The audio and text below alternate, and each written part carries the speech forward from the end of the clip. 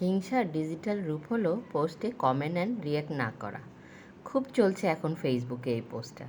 দেখো, হঠাৎ করেই আমরা রাত 12টায়, আমরা হলাম রাতের পাখি, রাতে ডিনার করার পরে আমাদের মন চাইলো যে আমরা একটু ঘুরতে বের হই। আগে তো প্রায় কাছে ছিল, আমাদের 300 ফিটে চলে যেতাম, কিন্তু এখন 300 ফিট রাত 12টার পরে বন্ধ। আমরা 3বার যেয়ে ঘুরে আসার পরে জানতে পারলাম।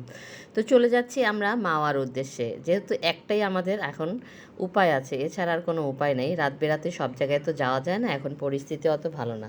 তো মাওয়াতে যেয়ে দেখলাম প্রচুর ভিড় ছিল। কতদিন আগেও যখন গিয়েছি মাওয়াতে এত ভিড় ছিল না, বেশিরভাগ মানুষই মনে হচ্ছিল আমার কাছে যে 300 ফিটে যেত। তো এখন অনেক ভিড় মাওয়াতে।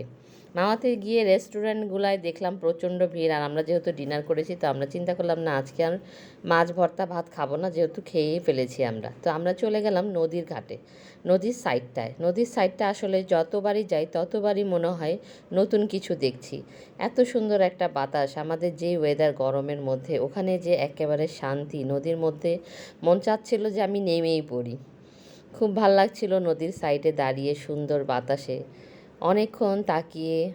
আমার মনেই চাচ্ছিল না যে আমি এখান থেকে সরি। সবাই আমাকে বারবার ডেকে ডেকে ডেকে ডেকে নিয়ে যাচ্ছে। খুব ভালো সুন্দর একটা পরিবেশ বলবো কি, সবাই ছিল ওখানে, কিন্তু গরমের মধ্যে একটা সুন্দর একটা ওয়েদার, বাতাসে আমার খুবই ভাল লাগছিল। বোটগুলো সাইডে লাগানো ছিল, অনেক রাত ছিল তখন, ভোর 4টার দিকে হয়তো বা। তো মানুষ ছিল অনেক এখানে, দেখো অনেক ফ্রেন্ডরা মিলে বসে খুব ওদের গানের আড্ডা চলছিল। তা আমি আবার দোতলায় উঠে গিয়েছিলাম সেই গানগুলো তাদের শোনার জন্য। প্রথমে আমরা কিছু খাওয়া দাওয়া করলাম, যেহেতু বের হয়েছি ঘুরতে, না খেলে তো আর চলে না। তো ওখানে আমরা, এই দেখো, কিছু চিকেন ফ্রাই এগুলো ওরা দিয়েছে বারবিকিউ করতে, কিন্তু টেস্টের ব্যাপারে আমি বলবো একেবারে বাজে ছিল।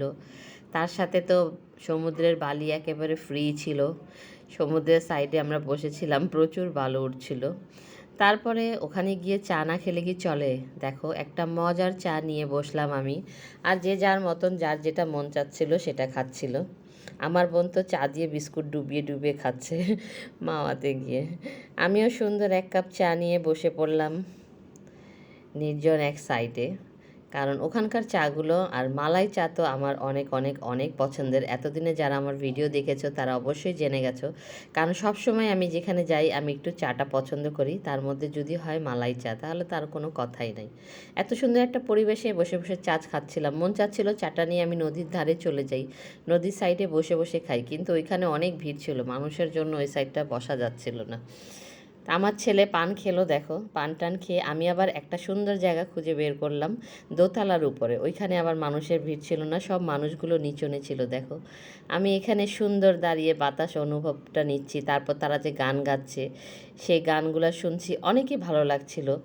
এই সময় আসলে আমার মনেই চাচ্ছিল না যে আমি বাসায় যাই। ওরা আমাকে মনে করো ধরো টেনে হেঁচড়েই নিয়ে এসেছে, তো আমাদের সকাল 5টা বেজে গিয়েছে।